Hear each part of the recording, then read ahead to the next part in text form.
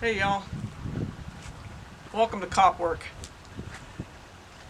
I'm gonna start a little channel here about being a police officer. I was an officer for 30 years, just retired last May, and I accepted that Economic Ninja channel for do 10 videos and they were all terrible. And so I really didn't know what to talk about, but now I do. And I'm gonna talk about having been a police officer and the realities of that kind of work. And so we'll discuss patrol first, and then, well, let me go back. I've been a patrol officer, patrol sergeant, detective, canine officer, ran a bloodhound, and I said detective, and an SRO. And the dog that I ran, this is her, this is Ashley. That I didn't run a regular kind of dope dog or patrol dog.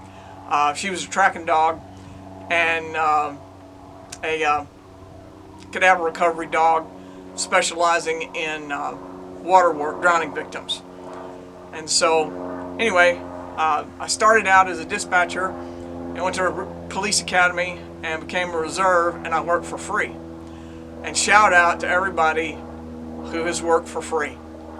Very difficult to do. If you're still doing it, shout out to you if you're working for free. And even if you're not, shout out to all the cops, either retired or still working.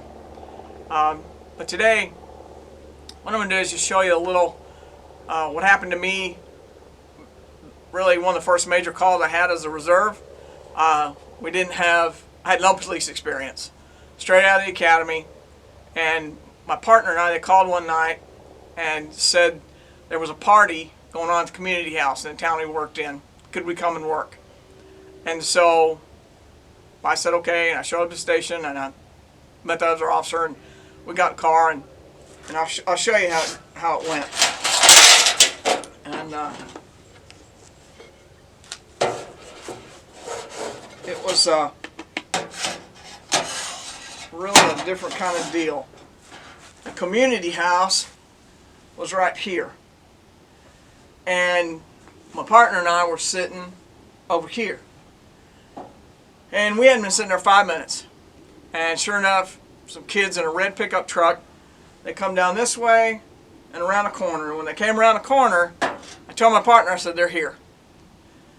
As they get about here, there's 4 kids in the back, and there's 2 in the single cab truck. Well, the one in the back had a shotgun, and there are kids everywhere, on the lawn, on the porch, all just hanging out having a party. There's probably 100 kids there. And as they get around here, this guy lets that shotgun go. It barks twice, and then the kid that was driving, he has a revolver, and he let it go 6 times. It barked 6 times. And I see kids do this. And they leaping, they are running and jumping and screaming and trying to get away from the gunfire. And as soon as they shoot, it's just a block, and they turn up to the square. Well, we're sitting here and they don't see us. We get right in behind them. As we get behind them, they stop up here on the square. Well, I'm calling out on the radio, shots fired. And mind you, we have no police experience. There's no FTO program. Nothing. And all we'd been doing was riding around with regular officers, and they decided, yeah, okay, y'all got it, well, okay. So we get there, we're trying to get these kids out. I see the kid, as they're going around a corner, the kid in the back flings the shotgun. I see it go flying. And then when we get up here, we're trying to get everybody out, felony traffic stop, hands up, all that stuff, and get on the radio hauling for help. Well, another officer comes, and he gets on the top side of the square. He's coming down this way to help us. And while we're standing there trying to not get killed, the kids from the party figure out we're stopped on the square. Here they come running. And they are mad. I mean, they are mad, mad, mad. And they're running towards us. And we had an officer who had a canine, a black German Shepherd. He gets there, and he pulls up beside me, And he yells at me, he says, I'm going to get the dog out of the car, don't move. And I thought, oh, please, God, don't let that dog bite me. So he gets this dog out on like a 20-foot leash, and as soon as that dog comes flying out of that car now. I mean, flying out of that car. And he is snapping and growling and snarling and barking. And the kids that are running from here to try to get to these kids, they're screaming, we're going to kill you. We're going to kill all of you. And the dog's barking and snapping and growling, and they went, oh, okay, wait a minute. We think we'll stay right here. We don't want to get dog bit. So they stop. We finally turn around and we're looking back and forth trying to get these guys and these guys to stop and get these guys busted. Well, the kid that's driving has his hands up, but he's reaching behind his back. And I know this kid, and I'm like, Mario, don't reach for that. Don't reach for that. Don't reach for that. Well, he finally quit. We put him in, we hook him up, take him on to the station.